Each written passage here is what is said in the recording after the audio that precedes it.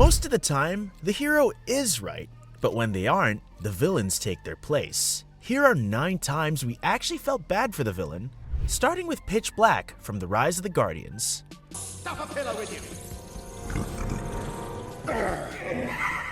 On the surface, he looks like the final boss of Bedtime. He spreads fear, twists dreams, and turns childhood into a horror show.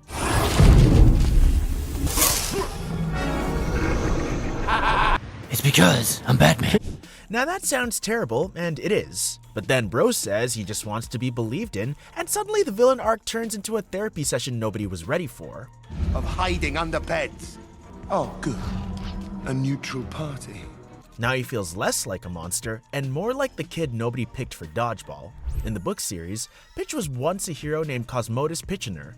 He fought against the Fearlings and locked them away. To perfect this little trick. Turning dreams into nightmares. Back then, he had courage and purpose. Then, those same Fearlings used his love for his daughter against him. They had control over him. I'm not afraid of you. Maybe not. But you are afraid of something. You think so, huh? I'm not afraid. Yeah. He went from protector to threat. Fastest character downgrade in history. That change didn't come from boredom or greed. It came from pain and betrayal. Boone chose you to replace my fear with your wonder and light. After that, people forgot him. They stopped believing in him. For a being whose power depends on belief, that rejection cuts deep. He didn't crave applause. He wanted acknowledgement. He wanted to matter. It's your turn not to be believed in. And let's be honest here, being erased from memory would mess with anyone. So he leaned into fear because fear was the only way people noticed him.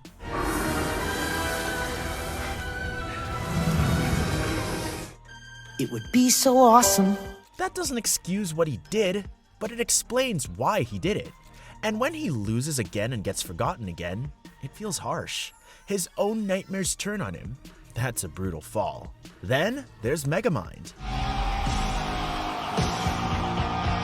Presentation! The story starts with destruction. First, his planet gets wiped out, and second, his parents sent him to Earth as a baby. How does that? Clearly, it was time to move on. Here is your minion. That's some Superman move on its own. Things get worse when you see where he lands.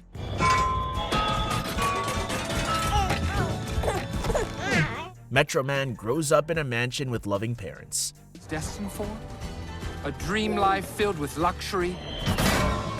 Megamind lands in prison. Yeah, talk about starting the game on expert mode. A much different fate awaited me.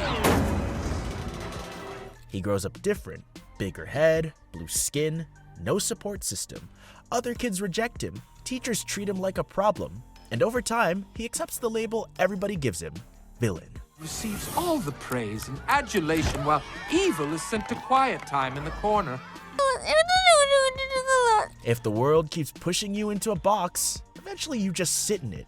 That's what happens to him. He builds his identity around fighting Metro Man. That rivalry becomes his whole purpose.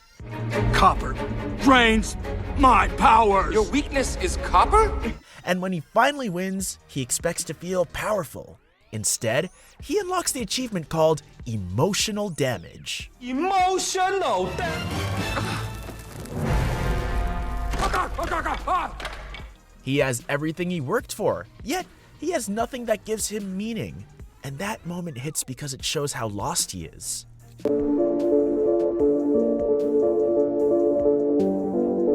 He didn't want destruction, but that sad thing wanted a connection. On God! Thankfully, he gets a second chance and gets his happy ending. Not every villain gets that. Now, let's talk about Humpty Dumpty from Puss in Boots. Ow! Humpty, no! He and Puss grew up as orphans. They were the best of friends and had dreams together. On that bridge, you abandoned me when I needed you the most. What happened to Brothers Forever? I trusted you! Then Puss becomes a hero and finds a family. Humpty feels left behind, and that shift hurts. He feels replaced and forgotten, or should I say, erased. Save my mother. Senor Puss, he is a hero! Jealousy grows inside him. Today, we see the courage and bravery. He tricks Puss into helping with a robbery. That betrayal stings because their bond felt real. Humpty's anger comes from feeling left out. Get to the ring! You tricked me! I had to! You left. He sees Puss moving forward and believes he was abandoned. That doesn't justify what he did, but it shows the crack in the shell. All he wanted was to matter and be chosen.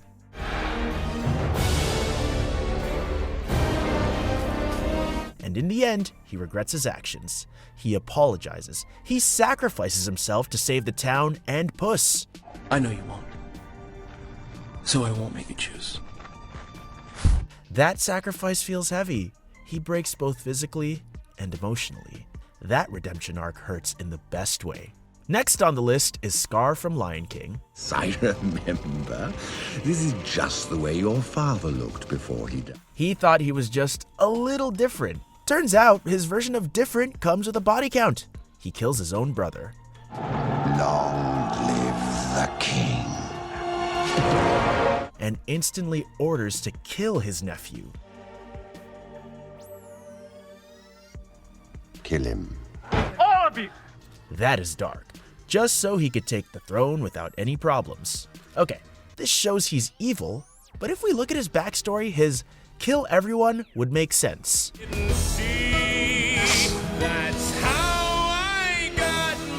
In the Lion Guard, Scar gets bitten by a cobra, and the venom doesn't just hit his body, it rewires his mindset.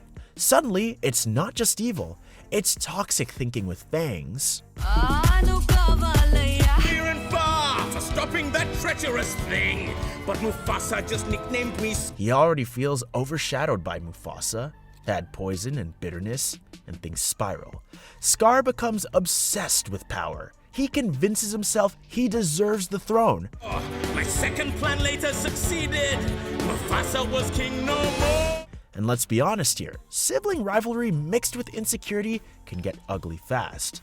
His choices remain cruel, but the added layer makes him feel less one-dimensional. If it weren't for that miserable Simba, I have ruled Pride Rock to this.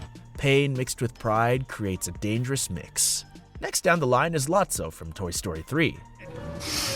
Strawberries. He starts as a soft, strawberry-scented bear who truly loves his owner, Daisy. They shared real memories, and he was clearly her favorite. Special. They did everything together. Then one day, he gets left behind. He makes the long trip back home, holding on to the hope that everything will go back to normal. She never came back. Instead, he sees Daisy hugging another bear that looks just like him. And in that moment, he believes he's been replaced. And that belief changes everything.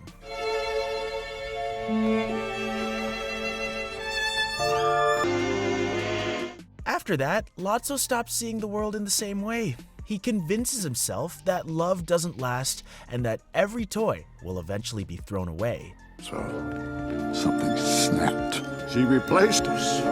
Come on. When he takes control of Sunnyside Daycare, he builds a system based on power and control. So it's trucks patrolling all night long. Hallway, lobby, playground. Yeah. He sends new toys to the rough toddlers and keeps authority for himself. He spreads around the idea that kids will always replace their toys. He's the eye in the sky. He sees everything. That mindset comes straight from his own pain. The sad part is that his entire villain arc comes from one misunderstanding. Where's your kid now, Sheriff? Even when Woody saves his life later, Lotso still refuses to change. His story shows how one moment of feeling unwanted can twist someone if they decide to live inside that feeling. Next is Gus, also known as Jinu from K-pop Demon Hunters. Keeping you in check, keeping you obsessed. Play me on repeat, good OG in your head. He starts off as a poor boy who makes one big mistake. Extremely poor and miserable. I had a single possession to my name, an old beep. He leaves his family behind and feels very guilty about it. A demon sees that guilt and uses it to control him. That's the key. He doesn't wake up wanting power. All he carries is regret. Anything for your family. You're not good enough for them. But I can help you be good enough. Throughout the story, he shows remorse, questions himself, and wants to fight back. And I was condemned to the demon world, prisoner of Gima for all eternity. Sometimes he almost breaks free. That internal struggle makes him different from villains who derive pleasure from causing harm. Failed them. These are constant. In the end, he sacrifices himself to protect someone who believes in him. You did. You gave me my soul back. He regains his soul before he dies. That redemption feels earned. It proves he was never fully gone. Miguel O'Hara from Spider-Man Across the Spider-Verse also carries loss.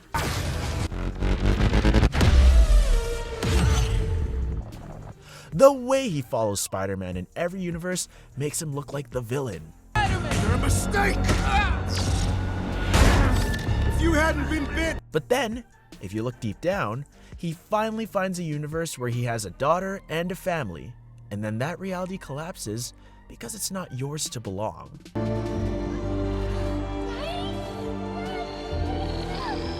He watches everything disappear, and I'll be honest, that trauma alone is too much.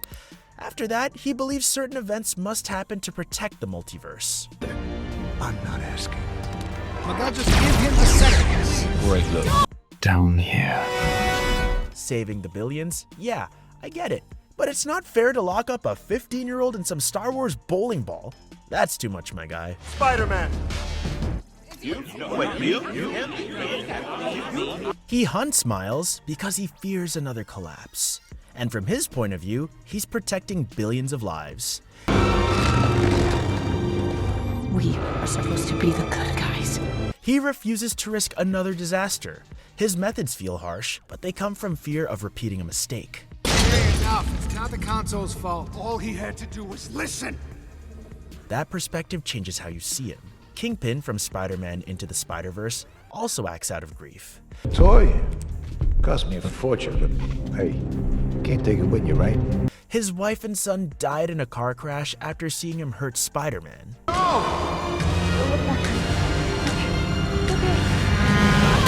That moment breaks him.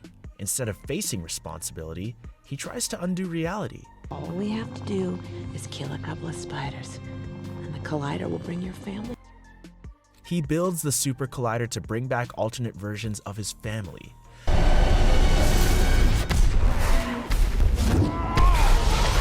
That decision destroys dimensions. He hurts innocent people. Yet his motivation is love. He wants his family back. When he finally sees alternate versions of them, they still fear him. What are we doing here? I don't know, Richard. But it's me, you know me. We're leaving. That reaction shows he never fixed the real issue. His love is real, but his approach is destructive. That mix makes him tragic. Finally, Pawbert Lynxley from Zootopia 2.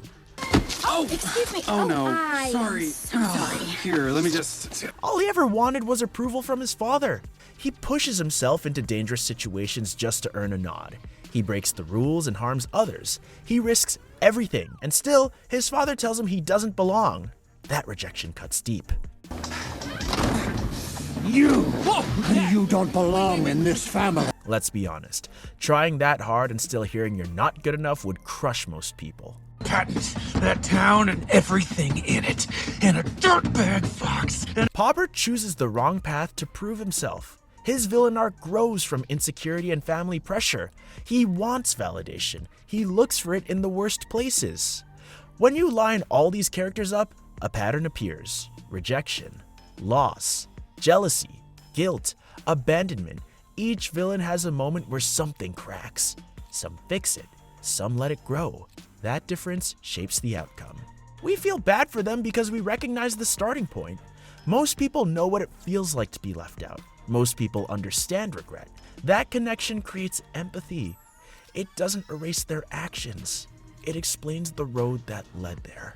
And sometimes when the villain falls, you don't cheer right away because part of you understands how they got there.